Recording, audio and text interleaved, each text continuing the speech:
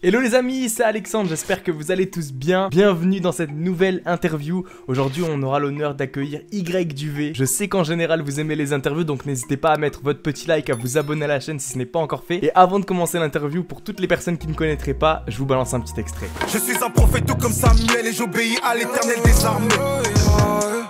Church life, church life, church life, c'est la church life.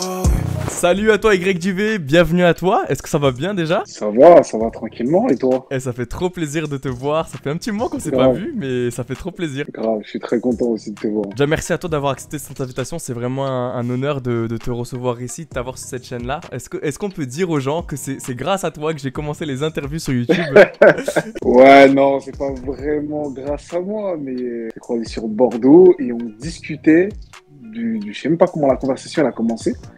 On discutait de tout et de rien et ensuite tu m'as expliqué ce que tu faisais à la base avant d'être chrétien. Tu m'as expliqué ce que tu faisais du coup en tant que chrétien. Bah, je t'ai dit, mais en fait, ce que tu faisais avant c'est lourd et je comprenais pas en fait pourquoi tu le faisais pas en Christ, tu vois. Moi je t'ai tout simplement dit, bah, en fait ce serait bien que tu fasses ce que tu faisais avant. Parce que tout simplement, bah, je pense que tu as une communauté qui te suit pour ce genre de contenu et ce serait dommage de laisser ça de côté. Et aussi, je t'ai dit aussi qu'il y avait un gros manque dans le gospel urbain par rapport aux interviews. Grave. Et content aujourd'hui qu'on soit là en train de... C'est pourquoi tu es là. Yes. Juste pour te présenter très rapidement pour les gens qui ne te connaîtraient pas, t'es Y Duvet, t'es un artiste, t'es un rappeur chrétien, t'as 2 projets à ton compte, tu as plus de 1 600 000 écoutes sur la plateforme de YouTube, t'es franco-congolais, t'as 28 ans, t'es papa d'une petite famille. Est-ce que j'ai oublié quelque chose déjà? Tu peux me le dire? Non, je pense que tout a été dit. Hein. Tout est dit? Tout a été dit, tout a été bien résumé. Écoute, je vais te commencer avec une petite première question. Tu t'appelles Y Duvet et avant de rentrer dans ton histoire, dans ton parcours, j'ai envie de savoir pourquoi Y Duvet. Je sais qu'il y a un avant, il y a un après. Est-ce que tu peux nous en parler très rapidement pour les gens qui ne te connaîtraient pas? C'est un pseudonyme que j'ai depuis que je suis dans le monde. Parce que quand j'étais dans le monde, je faisais aussi du rap et ça avait une autre signification, tu vois. C'était vraiment lié à mon quartier. Là où je traînais, etc. Bon, ça a pris du temps, tu vois. Quand j'ai donné ma vie à Jésus et le moment où j'ai compris que le don que j'avais, j'allais le servir avec. En fait, je ne voulais pas forcément changer de pseudonyme, tu vois. Je ne voulais pas forcément changer de blaze. En fait, j'ai demandé à Dieu de m'inspirer sur le blaze que j'avais déjà, tu vois. Ce qui s'est passé, c'est que j'ai trouvé l'inspiration. Enfin, Dieu m'a donné l'inspiration. Le Y veut dire aujourd'hui Yeshua. Le D veut dire donne. Le U unanimement et le V la vie en fait. Waouh. Donc j'ai vraiment tenu à garder ce blaze-là pour le témoignage. Ce qui fait en fait quand tu taperas mon blaze sur YouTube, tu verras que il y a les sons que je faisais avant et les sons que je fais maintenant, tu vois. Donc ça me sert de témoignage. C'est tellement bon de voir ça, les gens qui vont taper Y Duvet, ils vont voir le ancien et le après, ils vont dire waouh, c'est tellement fou. Je sais que t'en parles dans tes sons aussi, que tu te compares un peu parfois à Paul, comme Paul à Damas et tout. C'est ouf, les gens ils vont voir le changement, le basculement qui s'est passé et c'est tellement fou. Mais on va parler de rap, justement t'en parlais. Tu faisais du rap du coup dans le monde avant. T'as commencé à tes 11-12 ans si je me trompe pas. C'est ça. Ouais. Et en quoi cette passion t'aide au quotidien? Vraiment, en tant qu'artiste, elle m'aide à extérioriser toutes les personnes qui sont des artistes, tu vois, qui touchent un peu à tout ce qui est l'art, etc. On n'arrive pas à extérioriser les choses. Parfois, on n'arrive pas à expliquer ce qu'on ressent au plus profond de notre être, tu vois. Il y a certaines conversations ou certaines choses que je ne pourrais peut-être pas dire à une personne. En studio, je peux l'écrire. Et ce qui fait que si tu veux me connaître réellement, t'écoutes ma musique. Allez l'écouter, franchement, ces sons sont de qualité. Il y a vraiment pas de... C'est trop fort, c'est trop fort. Du coup, on va parler de tes projets maintenant. Church Life. J'imagine que les noms de tes projets ont été réfléchis. Et tu en as 2 justement, qui ont été intitulés Church Life 1 et Church Life 2. Qu'est-ce que tu as voulu nous véhiculer comme message en donnant ce nom à ce projet? Church Life, ça signifie la vie de l'église, la vie d'un chrétien ou d'une chrétienne. Quand j'ai donné ma vie à Jésus, j'étais dans une église où ça se passait pas forcément très bien, mais je pense que c'est le processus de Dieu aussi. Parfois, on a une image des églises très parfaite, tout le monde est parfait, tout le monde est ceci. Et en fait, le seul mot que je disais, parce que j'étais avec d'autres frères à ce moment-là, je disais, les frères, ça c'est la Church Life. C'était pour dire en gros, c'est la vraie vie de l'église. Là où les caractères se rencontrent, là où il y a des problèmes, là où il y a des difficultés. Et c'est dans l'église que Dieu te forme, tu vois. Et du coup, quand j'ai commencé à retourner en studio, je me suis dit, je vais raconter la vie d'un jeune chrétien, en fait, je vais raconter ma vie, je vais raconter ce qu'il y a autour de moi dans ma musique, tu vois. Après, c'est pour ça que le premier projet est un peu plus personnel. C'est mes débuts avec Jésus, c'est mes débuts dans la foi chrétienne. Donc, je suis plus dans un état d'esprit où je parle à Dieu, tu vois, c'est plus mes moments de prière, mes temps seuls avec lui. Et dans le 2, c'est un peu plus, ça parle un peu plus à tout le monde, tu vois. Il y a des featuring, le message est un peu plus ouvert parce que, les deux projets, c'est aussi deux états d'esprit, tu vois. Et deux périodes de ma vie chrétienne différentes. C'est vrai que dans ce que tu dis, il y a un truc que j'aime bien, c'est que les gens, en fait, ils ont tendance à voir les chrétiens comme des personnes parfaites, sauf qu'on est des êtres humains et on reste faible. Donc c'est sûr que notre but, notre objectif, c'est de ressembler à Jésus, mais on peut avoir ces moments de chute, c'est vrai. Et juste pour parler de tes projets maintenant, j'ai envie de rebondir un peu dessus. Tu parles de Church Life 1, Church Life 2, ou Church Life 1, c'est plus à un moment où t'es plus en conversation avec Dieu. Tu racontes un peu ton histoire, que t'as failli percer dans le monde et tout, que tu avais de l'argent. Qu'est-ce qui s'est passé dans la vie de Y Duvet pour rencontrer Jésus-Christ? Déjà, j'ai grandi dans une famille chrétienne. Au fur et à mesure du temps, j'ai quitté l'église parce que au niveau de mon adolescence, quand je suis arrivé à l'adolescence, je me reconnaissais plus forcément dans l'assemblée, tu vois. Et en fait, j'avais une autre vie en dehors de l'église et je me disais que je peux pas être hypocrite, tu vois. C'est peut-être une mauvaise façon de voir les choses, mais je me disais que je peux pas faire ce que je voulais la semaine et le dimanche, venir comme si de rien n'était à l'église, accompagner ma mère et dire pardon à Dieu. Ça n'avait pas de sens pour moi, tu vois. Donc, je me suis dit, autant vivre ma vie à fond, tu vois, sans forcément aller à l'église et continuer à prier chez moi. Je me suis éloigné petit à petit de Dieu. Et juste après que j'ai eu mon bac, j'ai décidé de faire une année sabbatique. Et c'est là où, en fait, j'ai commencé à dégringoler, tu vois. C'est-à-dire que j'ai commencé à traîner, j'ai commencé à faire n'importe quoi. Faut savoir que j'ai grandi dans un quartier, donc j'ai commencé à faire beaucoup de choses pas forcément bonnes, tu vois. J'aime pas ce mot, mais bon, j'ai commencé à avoir une vie un peu de marginal, une vie un peu mouvementée. Et dans cette vie mouvementée, en fait, j'ai perdu un pote à moi. Cet événement-là, ça m'a fait un déclic dans ma tête. Bien avant ça, je sentais déjà que Dieu m'appelait à lui, je sentais qu'il y avait un appel, mais mon cœur était arrivé à un stade où il était devenu trop dur. Quand j'ai perdu mon pote, ça m'a ouvert les yeux quelque part. Et à partir de ce moment-là, j'ai commencé à retourner dans les voies de Dieu, tu vois. J'ai recommencé à prier, j'ai recommencé à venir vers Dieu petit à petit, mais entre-temps, ma musique a commencé à marcher. Donc j'ai commencé à faire des showcases, j'ai commencé à prendre de l'argent. J'ai commencé clairement à vivre ce que j'avais toujours rêvé de vivre, tu vois. Mais entre-temps, ce qui s'est passé, c'est que j'avais fait une prière à Dieu parce que j'avais des problèmes judiciaires. Et j'avais demandé à Dieu que s'il me sortait de tout ça, j'allais le servir. Avant que j'aille à ce show-là, du coup, j'avais reçu une lettre de mon avocat qui me disait que j'ai plus de problèmes judiciaires. Donc en gros, ma prière il y a quelques mois, c'était réalisé. Du coup, je devais honorer ce contrat-là, tu vois, que j'avais fait avec Dieu. Et au bout d'un moment, les mois ont passé. Et au bout d'un moment, j'ai eu ce dilemme-là, tu vois, de me dire, soit je continue, soit j'arrête. Et je me rappelle, j'allais à un festival en Allemagne et j'ai entendu Dieu me dire, en gros, c'est le dernier show que tu fais. Si tu acceptes encore un show, c'est terminé pour toi. Je suis parti, j'ai terminé ce show-là, je suis rentré chez moi. Et pendant un mois, j'ai eu une réflexion dans ma tête. Je me suis dit, est-ce que je dois arrêter? Est-ce que je dois continuer, etc. J'ai pris la décision d'arrêter parce que je me suis dit, si Dieu m'a sorti de tout ça, il a prévu quelque chose de meilleur pour moi. Ça a été un choc pour beaucoup de monde. Et sur le coup, même moi, je comprenais pas. Mais aujourd'hui, je regrette pas. Est-ce qu'avec du recul, tu te dis que Dieu t'a fait passer par toutes ces épreuves pour revenir dans ses voies ou pas? Au départ, je comprenais pas trop. Comme dit la Bible, tu vois, Dieu utilise les choses folles de ce monde pour confondre les sages, tu vois. Ça veut dire que peu importe où tu iras, Dieu a toujours son plan. Si aujourd'hui, t'es en crise, demain tu tombes et tu décides de faire marche arrière, Dieu va trouver un stratagème pour que tu reviennes. J'aurais aimé que mon pote ne parte pas, pour que j'ai ce déclic-là. Après, c'est les voies de Dieu, on sait pas. On peut pas savoir et je me dis que Dieu sait toutes choses. Tu me parlais un peu de ta famille avant et je sais que ta maman a joué un rôle très important pour toi, qu'elle a été une porte justement pour t'amener à Christ. Tu l'as même dédié un morceau. Est-ce que tu peux nous parler un peu de ta relation avec ta maman et l'importance d'avoir des proches qui partagent la même foi que toi? C'est la première fois qu'on me pose cette question-là. Franchement, ma mère, sincèrement, c'est un pilier. Tu vois, la définition de l'amour, c'est vraiment ma mère. Ça veut dire que ma mère, franchement, j'ai été une galère avec elle, tu vois. J'ai été une galère. Elle m'a toujours soutenu. Elle a toujours été derrière moi. Elle m'a toujours poussé. Et même, tu vois, spirituellement, je me rappelle, tu sais, j'ai des flashs où je rentre chez moi. Tard, vraiment, je sortais de soirée, je rentre tard chez moi. J'ai l'impression que je fais pas de bruit. Je rentre dans ma chambre. Je suis en train de dormir. Tu vois, elle vient, elle commence à prier dans mes oreilles. Tu vois, des trucs comme ça, tu vois. L'une des choses aussi qui m'a fait prendre conscience aussi que que j'étais allé quand même trop loin, c'est que avec mes problèmes judiciaires, tu vois, je l'ai vu pleurer. Même musicalement, que ce soit elle, que ce soit ma sœur, ma petite sœur, quand je fais la musique, je fais écouter, ils me disent si c'est bien, c'est pas bien. Bah, ma mère, elle est très fière de moi, tu vois, aujourd'hui, tu vois. Elle regarde mes musiques, le fait qu'aujourd'hui, bah, je fais de la musique pour Christ, tu vois, que je rappe pour Christ. Elle aime, elle envoie à ses sœurs, regardez mon fils, regarde, mon fils il passe à la télé, mon fils c'est cela, etc. En fait, ça fait plaisir de rendre fier sa mère. On lui fait des gros bisous, voilà, on espère. Ouais, gros bisous. Je lui enverrai l'interview après. Il y a un titre où tu nous parles du Proverbe 31. Alors là, c'est pas la maman, peut-être pas.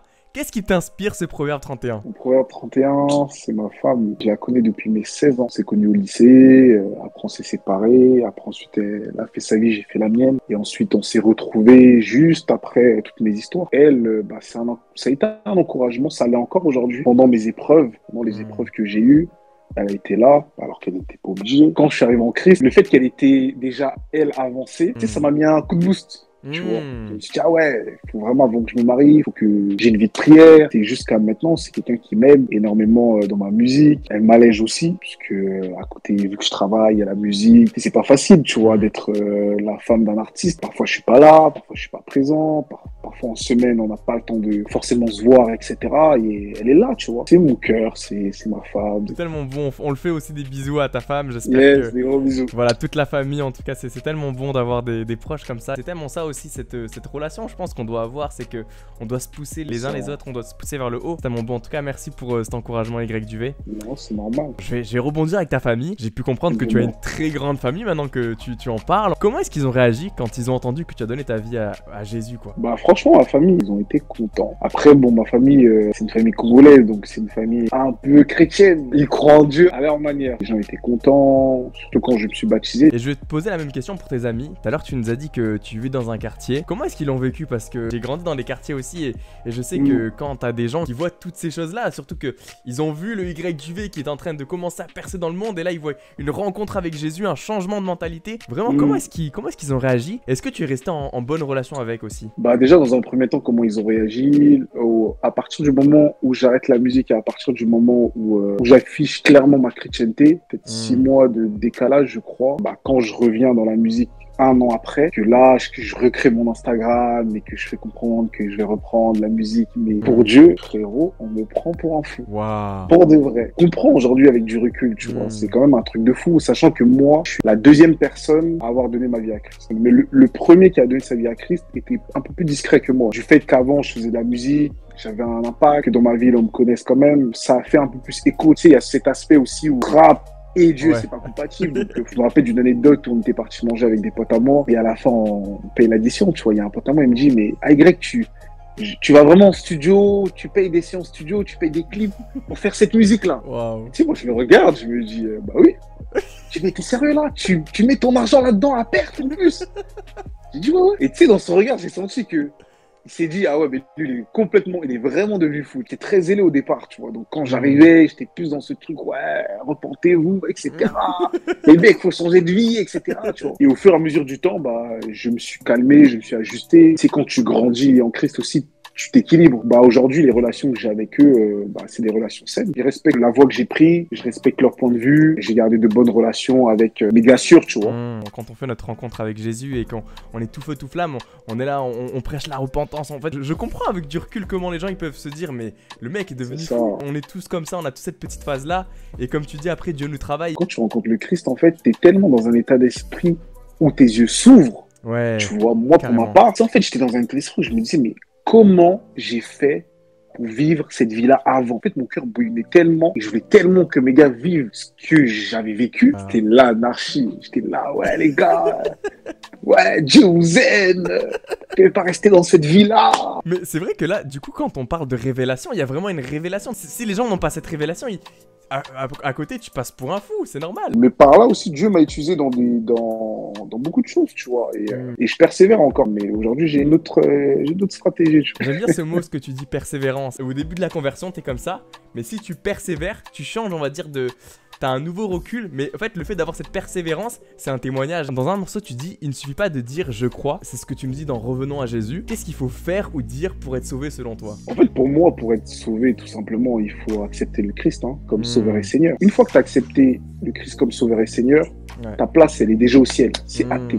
Tu vois. Quand je dis, il ne suffit pas de dire je crois, c'est dans le sens où la vie chrétienne ne s'arrête pas à accepter le Christ et enfin, je reste dans mon coin, je vais à l'église, je rentre chez moi et ça s'arrête là, tu vois. Le fait de donner sa vie à Jésus implique que ta vie va forcément changer. Il faut qu'il y ait un avant et un après. Maintenant, moi, je crois aujourd'hui que tu changes pas du jour au lendemain. Chacun à son processus parce que chacun dans le monde n'était pas dans le même degré de péché ou de haute. Donc je pense que ça aussi, il faut qu'on soit indulgents les uns envers les autres. Et surtout, on a parlé de ça tout à l'heure, moi je crois que ce qui distingue un chrétien d'un autre, c'est la persévérance. Que tu tombes 30 000 fois, c'est pas mon problème, tu vois. C'est pas mon problème et la Bible le dit aussi, tu vois. 7 fois le juste tombe, 7 fois il se relève. Yes. C'est pas ça le plus grave. C'est ta capacité à te relever et c'est ta capacité à persévérer, à dire même si je suis tombé encore, c'est la 30e fois que je tombe, je vais m'accrocher. Tu vois, jusqu'à ce que je puisse comprendre ce qu'il faut faire pour que je ne tombe plus de cette manière, tu vois. C'est comme quand tu joues à Mario. Tu te rappelles de Crash Bandicoot ou pas? Ah oui, carrément, ce jeu. Sur la Play 2. Et chaque fois que tu ratais un niveau, tu recommençais jusqu'à ce que tu passes ce niveau-là, tu vois. Tu dors même pas de la nuit parce que tu veux passer ce niveau-là, etc., tu vois. Et c'est pareil avec la vie en Christ. Persévérer. La Bible dit celui qui persévérera jusqu'à la fin sera sauvé. Donc, c'est la persévérance jusqu'à la fin qui fait que Amen. Ça fait maintenant bientôt 1 an que ton deuxième projet est sorti. T'as eu le temps d'avoir des retours. Qu'est-ce qu'il en sort? Est-ce que tu trouves que tu as progressé personnellement? Le public a bien aimé? Est-ce que tu as eu des critiques, des bons retours? Concernant le projet Church Life 2, je suis très content parce que ce projet-là, en fait, c'est le projet où je me retrouve musicalement. Le Church Life 1, j'aime beaucoup ce projet-là, mais c'est un projet où, au niveau de ma musique, au niveau de mon rapport avec le rap, je ne suis pas encore totalement réconcilié. J'ai encore des a priori, même moi, je suis dans un état d'esprit où je me dis, est-ce que le rap et Dieu, c'est compatible? Est-ce que je peux toujours rapper avec la même arme que j'avais avant? Quand je termine Church Life 1, parce que je termine Church Life 1 avec l'intro, où je rappe, je commence à reprendre confiance en moi. Ensuite, j'enchaîne en faisant le son 3P, qui devait être à la base sur le Church Life 1. Il y a eu des problèmes d'instru, etc. Donc au final, je me suis dit, je vais le sortir comme ça. À ce moment-là où j'enregistre les 3P, c'est là que je sens que je me réconcilie avec le rap, tu vois. Et si tu écoutes mes sons d'avant et mes sons de maintenant où je rappe, tu verras qu'au niveau de l'intensité, au niveau de la manière dont je rappe, c'est la même énergie. Sauf que c'est les paroles qui changent. Quand je fais le 2, je discute avec parce que celui qui m'enregistre, c'est un pote à moi que je connais depuis très longtemps et je faisais de la musique avec lui avant aussi. C'est mon ingé son. Et en fait, on a des discussions sur le projet parce qu'en fait, par rapport au premier projet, quand il sort, les chrétiens aiment bien, etc. Mais moi, ce qui m'intéresse, c'est qu'est-ce que mes gars en pensent. Donc, je fais écouter à mes gars. Et ce qui ressort, c'est que, à part le premier son que tu rappes, tout le reste, on comprend rien. Je dis, mais frère, tu parles du sang de Jésus, de quoi tu me parles? Le Christ, l'agneau, on comprend rien du tout. Donc, au final, je prends en compte les avis négatifs et je décide, en fait, d'améliorer ça dans le 2 et je me dis qu'il faut que j'adapte mon langage au public que je veux toucher. Parce que j'estime qu'aujourd'hui, moi, ma cible, c'est les chrétiens et les non-chrétiens. Donc, je me dis, il faut que j'adapte mon message pour que ceux qui ne connaissent pas le Christ puissent me comprendre. Des featuring, je suis hyper content des sons que j'ai faits et ça me ressemble vraiment, tu vois, parce qu'il y a le côté mélodieux et le côté kickage, tu vois. Quand le projet sort, je suis agréablement surpris par les retours. Les gens aiment, apprécient. Il y a des sons sur lesquels je me disais, bon, ce son il est bien, mais je pensais pas que le son il allait avoir autant d'engouement comme par exemple C'est réel. C'est réel, c'est vraiment un son où j'ai aimé le faire avec Coutinho et Virtuose, mais je pensais pas qu'il allait autant plaire. Il y en a pour tout le monde. Ça va au-delà de mes espérances. Aujourd'hui, on est presque à plus de, en tout cas sur Spotify, on est presque à plus de 500 000 écoutes. Waouh. J'ai fait pas mal de scènes quand c'est sorti, donc très content du résultat et puis on peut que rendre la gloire à Dieu, vraiment. Yes, gloire à Dieu. Vraiment. Il y a un moment où tu dis, quand je prêche, n'oublie pas que moi aussi j'étais comme eux. Quelle compassion. J'aime tellement cette phrase, je la kiffe. Qu'est-ce qui fait que tu comprennes les personnes encore dans le monde qui n'ont pas encore donné leur vie à Jésus? Tu sais, quand t'es très zélé, parfois tu sais, t'as un zèle amer, tu veux prêcher, tu veux parfois que les gens se convertissent de force et parfois t'oublies que toi aussi t'étais comme eux, que toi aussi t'as pris du temps parfois avant de revenir à Christ et t'oublies que parfois Dieu était patient avec toi. Moi, ce qui s'est passé dans ma vie, c'est que au départ, j'étais très zélé, je voulais absolument que les gens se convertissent. Inconsciemment, parfois, tu te sens supérieur, tu vois. Parce que tu n'es plus dans certaines choses, parce que tu ne traînes plus dans certains endroits. Et parfois, je pourrais être transparent avec toi, parfois, quand tu tombes, tu te dis, ah ouais, mais en fait, je suis qu'un humain, tu vois. Et tu te dis, je suis pas mieux qu'eux, c'est juste la grâce. Et tu comprends que tu ne dois pas juger, parce que c'est pas notre rôle de juger. Tu dois juste aimer. Aimer les gens de ta famille, tu dois aimer tes amis, tu dois être comme Christ l'a été pour toi et comme il l'est encore jusqu'à maintenant, tu vois. Amen. être patient, être compatissant, être de ceux qui encouragent. Même si le frère ou la sœur est tombé 30 000 fois, tu dois l'encourager, te dire frérot, on est dans la même course, relève-toi. Et si c'est quelqu'un qui n'est pas en Christ, si demain il y a un problème, cette personne doit se dire c'est toi que je vais venir voir parce que je sais que tu as la solution, je sais que tu as les bons conseils. Et la différence entre eux et moi, c'est la grâce de Dieu, c'est tout. Amen, c'est tellement bon. Dans C'est réel, tu nous en parlais tout à l'heure. Kunguinho, Virtuose. On les salue s'ils passent par là. Dans C'est réel, tu dis la prière et le jeûne te rendra plus spirituel. En quoi ça t'a aidé et dans quelle situation? Pour moi, la prière, c'est pratiquement tout le temps. Peu importe le temps que tu fais, Dieu, c'est pas le temps qu'il veut, c'est la qualité. En fait, le jeûne, ça m'aide à me refocaliser. Ce qui se passe, c'est que dans l'année, on a énormément de choses à faire. Par exemple, il y a la musique, il y a l'église, il y a le travail, il y a la vie de famille. Donc parfois, tu cours de droite à gauche et parfois, tu n'as plus le temps de te poser avec Dieu. Et en fait, le jeûne, ça m'aide à marquer un stop là. Ce jour-là, c'est pour le Seigneur, ou ce mois-là, au niveau de ton corps, déjà, ça me bouscule. Bien comme il faut. Quand tu ajoutes la prière à ça, en fait, t'es dans ton état naturel, si je peux dire ça comme ça, tu vois. Ça veut dire que tu comprends l'état que tu dois être tout le temps. Mais malheureusement, tu ne peux pas être dans cet état tout le temps parce que on est encore dans ce corps-là, tu vois. Et ça t'aide au niveau de tes sens spirituels à être éveillé. Comme tu le dis, en fait, le jeûne, ça te permet d'être dans ton état naturel. J'aime bien cette expression que tu es en train de reprendre. Exactement ça. Yes. Je reprends encore une de tes lyrics. Tu dis la parole, la prière, la puissance. C'est un de tes hits avant entre Church Life et Church Life 2. Tu le répètes dans plusieurs morceaux. Pourquoi t'associes les trois en fait? Parce que les trois vont de pair. Ce qu'il faut savoir, c'est que les 3 P, comment l'inspiration me vient, c'est qu'à l'époque, il y avait mon responsable de jeûne qui est mon pasteur aujourd'hui. Il partageait la parole. Et un jour, il parle de la parole, la prière, la puissance. C'est-à-dire que ce jour-là, quand il est en train de partager sur ça, en fait, j'étais tellement captivé. Le soir où je suis rentré, je me suis dit, il faut que je traduise ce que j'ai écouté, faut que je le traduise dans une musique pour qu'un maximum de personnes puissent être impactées comme j'ai été impacté ce jour-là. Par rapport à ce qu'il est en train d'expliquer, je comprends que la parole, elle nous sert à nous à comprendre qui nous sommes, ce que tu peux faire, ce que tu ne peux pas faire, et ça t'aide aussi à gagner du temps dans ta vie chrétienne, tu vois. Et du coup, cette parole-là, plus tu la médites, plus tu as une facilité à prier. C'est-à-dire que quand tu pries, quand tu parles à Dieu, en fait, tu sais quoi dire. Wow. Dans la Bible, on nous dit que vous ne recevez pas parce que vous priez mal. Tu pries mal parce que tu ne connais pas les principes de Dieu dans la parole. Et en fait, le fait que la parole t'aide à te connaître spirituellement, ton identité, ça t'aide à prier également. Et ça t'aide en fait à avoir une prière efficace, une prière puissante. Tu vois. Et c'est là, c'est ce qui fait que ça fait la parole, la prière, la puissance. J'en parle souvent parce que c'est pour moi, les 3 P sont indispensables dans la vie d'un chrétien. Yes, Y Duvet, là, c'est le pasteur en fait. Et quand il fait du gospel, non, il prêche en fait. Il prêche quand dans ses sons. Waouh. Mais tiens, on va parler de certains artistes chrétiens. Je fais une petite dédicace à Ziki, à Shad, à Big T, Kunguinho, Redflow. Et peut-être d'autres que j'ai oublié. Est-ce que tu peux nous parler de ta relation que tu as avec des artistes gospel et en quoi c'est important d'avoir des frères et des sœurs qui partagent le même message que toi? Moi, franchement, je m'entends avec tout le monde. Après, je suis un peu plus proche de certains artistes comme Big T, tu vois. Big T, c'est comme un grand frère. Ziki, je le connaissais avant. On a grandi dans la même ville, donc c'est mon gars des gars, tu vois. C'est vraiment mon frérot. Il y a le psalmiste, il y a Tio, il y a Sunday, il y a plein d'autres, tu vois. Mais ceux que j'ai en tête tout de suite, c'est des personnes que j'apprécie énormément. C'est important d'avoir ces personnes-là parce que, comme je te disais tout à l'heure, en tant qu'artiste, on se comprend. C'est-à-dire qu'il y a des réalités que je vis, que Big T est peut-être déjà passé par là, ou Tio. Ça aide aussi à se booster les uns les autres. Quand là, une galère, on s'appelle, on va discuter. Genre, frérot, je passe par tel moment, prie pour moi. Tu sais, en tant qu'artiste, parfois, on n'a pas les résultats qu'on attend. Donc, le fait d'en discuter avec un frère, il va te dire, t'inquiète pas, moi, je suis passé par là, sois patient, il va t'encourager. Ça va te remettre un coup de boost, tu vois. Peu importe le domaine dans lequel on est, je pense qu'il faut qu'on ait des frères et sœurs. Il y en a un que j'ai cité tout à l'heure.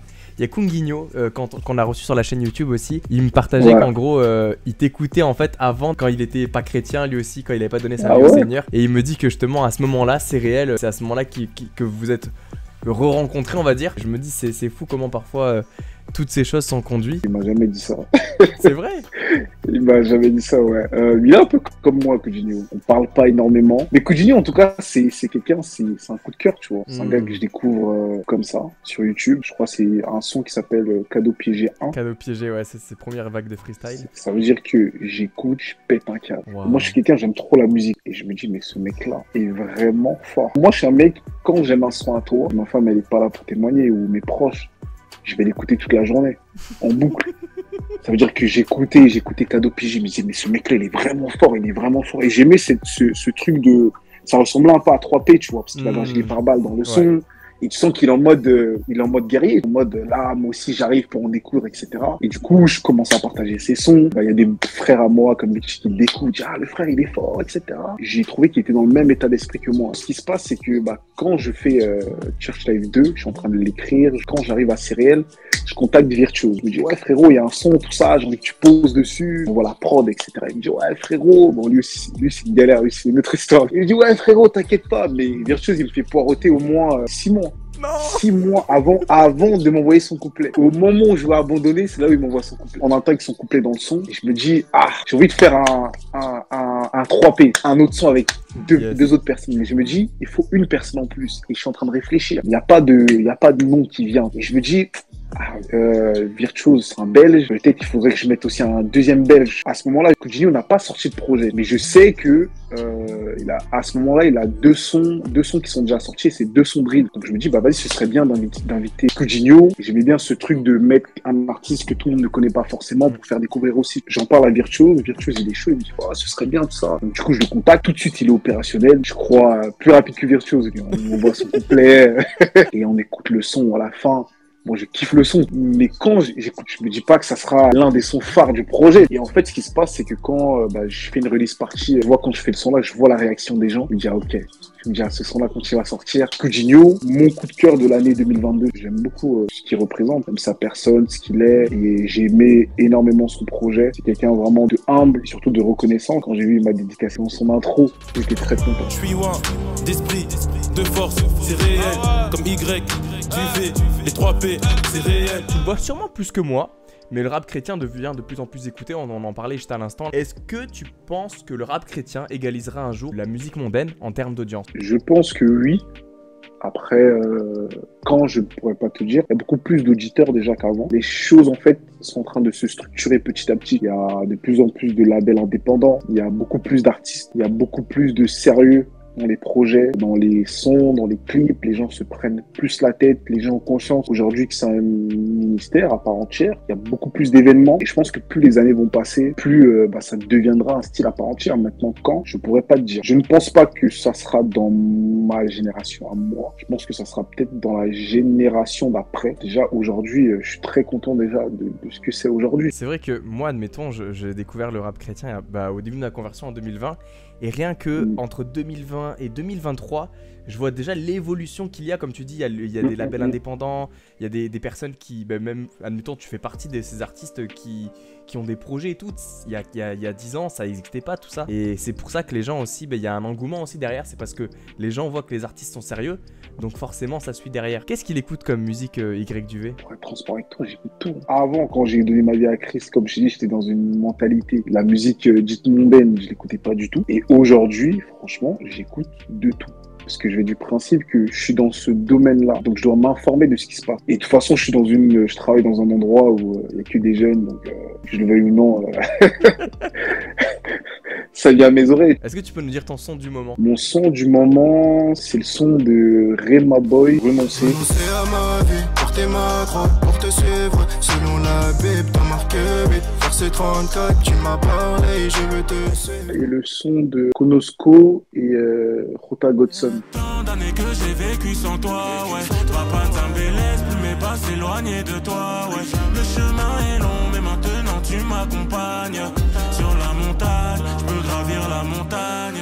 Est-ce que tu es pour ou contre la musique mondaine? Si oui, pourquoi? Je peux pas te dire pour et je peux pas te dire contre parce que je vais du principe, comme je t'ai dit tout à l'heure, moi je suis dans un certain domaine. Ce que je vais dire n'engage que moi, bien sûr. Peut-être que parce que je suis dans ce domaine-là, je suis immunisé par certaines choses. Donc, je ne peux pas dire pour, parce que ça inciterait peut-être quelqu'un qui n'est pas dans mon domaine à se dire, vas-y, je peux écouter. Et je peux pas dire contre, c'est selon la conviction de chacun. Comme la Bible le dit, ce qui n'est pas d'une conviction est péché. Donc, si tu n'es pas convaincu, n'écoute pas. Il y a aussi ce truc de, qu'est-ce que c'est la musique mondaine? Le son de NASA, tu vois. Aujourd'hui, c'est ton jour, happy birthday. C'est un son, tu l'écoutes, tu vas pas brûler une voiture ou tu vois ce que je veux dire. Ça va pas te donner des idées sombres, tu vois. En fait, c'est plus l'intention du son. Si le son va t'amener à pécher ou va t'amener à faire quelque chose de pas bien, là en quelque sorte c'est Voilà. pas bien. Mais si le son, il n'y a C'est pas ça. d'arrière-pensée de trucs ou qui va te faire de mauvaises actions, là en quelque C'est sorte ça.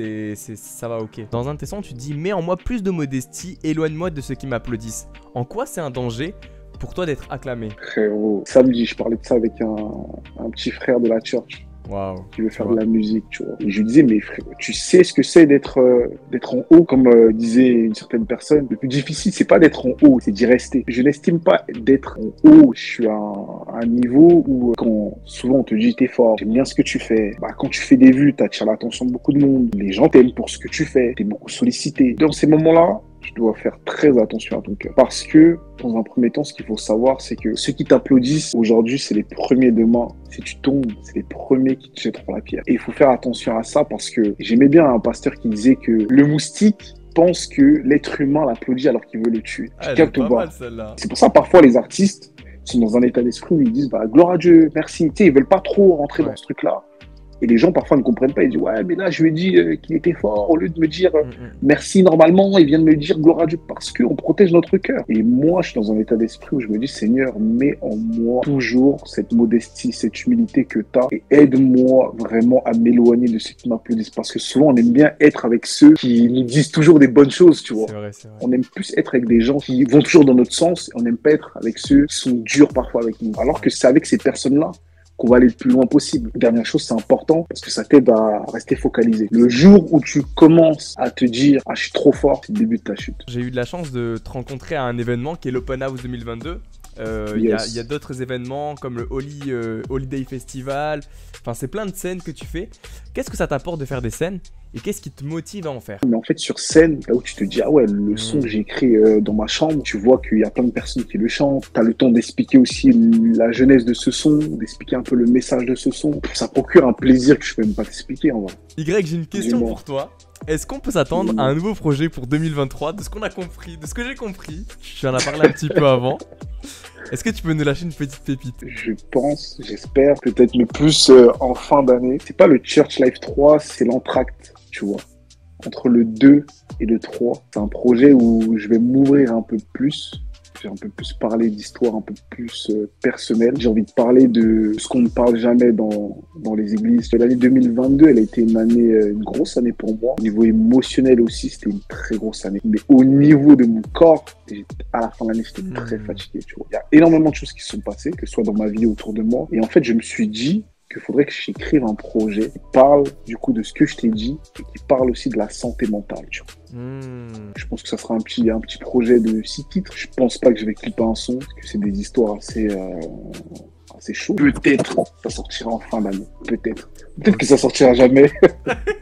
Il va nous lâcher une exclue qui sortira jamais, les amis. Et dernière petite question, Ok. après j'arrête de t'embêter, Y. C'est qui Jésus pour toi? Si tu dois dire à quelqu'un, c'est qui Jésus pour toi? Qu'est-ce que tu lui dirais? Franchement, Jésus, c'est dans un premier temps un pilier, c'est une direction, c'est un coach, un objectif aussi, et c'est avant tout un ami. Et parfois, je fais certaines choses, je me dis, mais comment tu fais pour me supporter, tu vois? Comment, Seigneur, t'as fait pour avoir autant de patience avec moi durant tout ce temps? Sans lui, c'est compliqué. Comme quoi il faut avoir Jésus dans sa vie, alors on encourage les gens. C'est Fort, Fort, c'est quelqu'un qui n'a pas Jésus dans Jésus là, votre faut vie. que t'aies Jésus ce soir là. Et un petit mot de fin pour les internautes qui nous écoutent. Qu'est-ce que t'as envie de leur dire aux personnes qui te soutiennent? Un grand merci de me soutenir, merci d'écouter les projets, merci de me soutenir, merci pour les messages, merci de propager notre musique parce que j'estime qu'à partir du moment où ma musique sort, elle ne m'appartient plus. Merci d'être présent à des concerts. Si demain je fais un concert, j'espère que vous serez là et qu'enfin on fêtera tout ça ensemble. Sans les personnes qui me soutiennent, je pense pas que je serai là où je suis. Que le message de Christ aille le plus loin possible, tu vois. Amen, pour un seul nom. Merci, C'est mais ça. moi je te remercie à toi Y Duvet d'avoir accepté cette Non, interview. grand Voilà. merci à toi. Si vraiment vous connaissez pas Y Duvet et que vous voulez le découvrir, n'hésitez pas. Les liens sont dans la description, ses réseaux sociaux, Yes. ses projets. Et n'hésitez pas à aller stream Church Life 2. C'est Yes. encore disponible sur toutes les plateformes. On attend ce futur projet que tu nous as parlé. On espère, Yes. Seigneur, que tu laisseras ce projet voir le jour. C'est Merci à toi, encore à toi frérot. pour tout ce que tu fais. Merci pour tout ce que tu apportes au royaume. Et merci pour ce que tu Amen. fais, vraiment. Merci à toi. Merci la Big Family, on est ensemble. Je marche pour